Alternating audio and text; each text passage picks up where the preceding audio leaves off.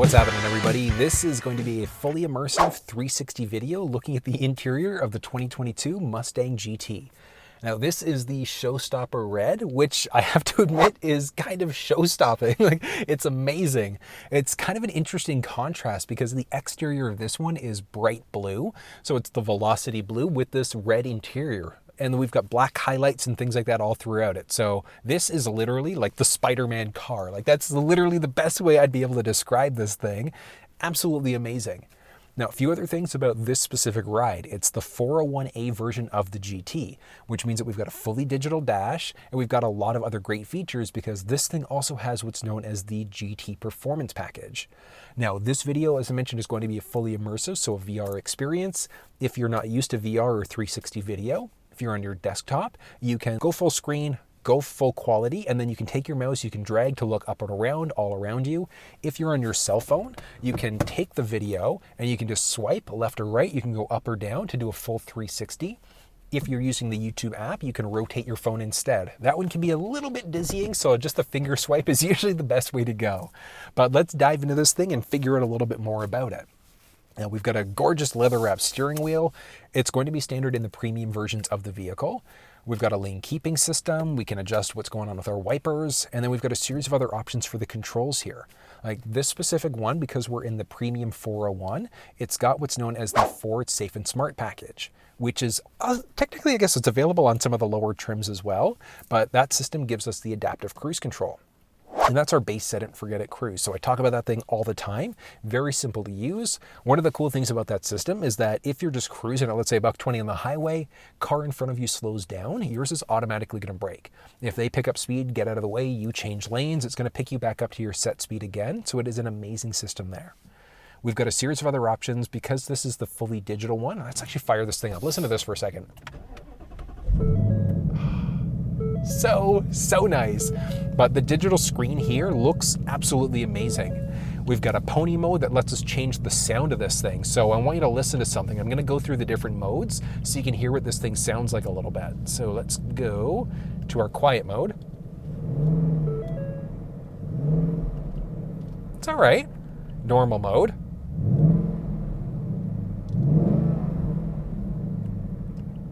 Sport. Listen to that rumble. Oh, track mode.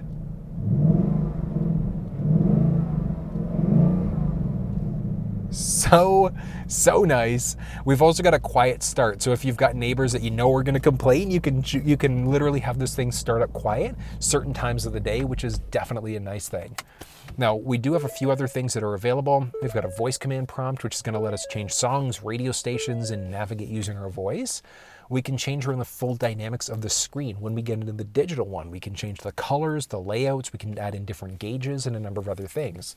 Because this specific one has the performance package, we've got a larger radiator and a number of other great things that we're going to get specifically in that GT Performance Pack. Some things underneath the vehicle, we've got our 6-piston calipers, we've got Brembo brakes, so improved braking performance, we've got K-braces and a number of other things. We do also have our gauges right along the very top there. Because we're in the GT, we've got our pressure and our vacuum gauge. We would have the boost gauge if we were inside of the EcoBoost instead. Now, the 22 Mustang, I should say, it's still on Ford's Sync 3 system, so the previous gen system. We're not on the new Sync 4 system as of yet, but this thing can support Android Auto and Apple CarPlay, wired, I should say, but it's still nice that we've got that option. We do technically have the option for factory navigation, and then we can just run through Google Maps, Apple Maps, or Waze if we're connected through Android or iPhone that way instead. Series of different options for our climate. Because this is the 401, we do have our leather seats on the inside here. We've got the option for Recaros. Inside of the EcoBoost, we would have our Active X seating material. And then some of the lower trims of both the EcoBoost and the GT, we would have a cloth seat instead. So a few different options available. But inside of the premium versions, we do have heated and ventilated front seats, which is amazing. Now, there is one caveat to that, because if you go for the option with Recaro seats, you're not going to have heated or ventilated seats whatsoever. But moving down, we are push button start inside of this thing. Because we're in the 401, so we've got toggle switches in the EcoBoost, 101 and above, and then in the GT, the 301 and above. It's going to be in the Mach 1 and a few others as well, but we've got the ability to easily flick on our four-way blinkers, traction control on off. We can change between different steering modes as well as different drive modes. So if you're looking for a good option for a GT and you're on a budget, the 301 is going to be where you want to be. We do have a USB power point down there, and we also do have a 12-volt power point that you can maybe just kind of make out. Now this thing does have the option for either a 6-speed manual or a 10-speed automatic transmission. So it is amazing. Inside of the 6-speed, we've got our launch control, which is definitely a nice thing.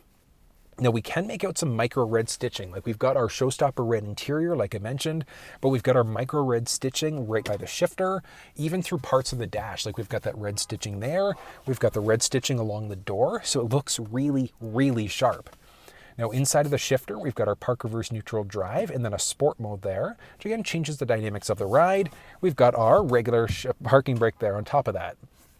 We do have 2 cup holders, and then the cup holder along the back side, we have a little tray in the middle here. We can actually rip this whole thing out.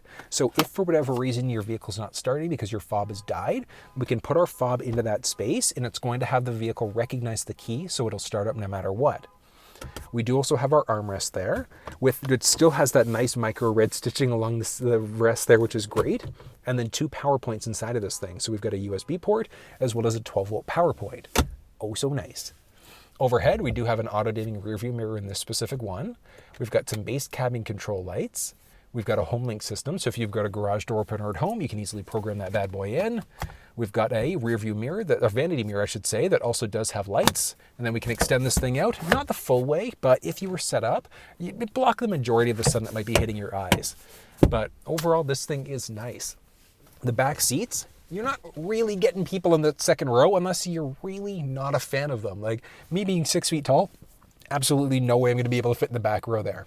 But if you've got kids, they'll probably be able to fit back there no problem. If they're in car seats, we do have the option for that latch system. So we've got our anchors and tethers, which means that you can have a front-facing, rear-facing seat in that back row, which is definitely a nice thing. But overall styling is great. Like this specific one is the fastback. Obviously we don't have any sort of sunroof as an option. If you wanted something with no roof, you're looking at the convertible. So we've got either the fastback or the convertible in either the GT or the regular EcoBoost instead. We've got the option for the Mach 1, and it's interesting because inside of the 2022 Mustang, the GT actually, well, even the Mach 1, they lost a little bit of power, and that's got to do with all of the government's EPA, all that fun stuff. So it's 450 horsepower in the regular Mustang, and then it's 470 horsepower inside of the Mach 1 instead. But I mean, you could technically do some things aftermarket if you wanted to improve that performance a little bit, like a stage 1 ECU tune.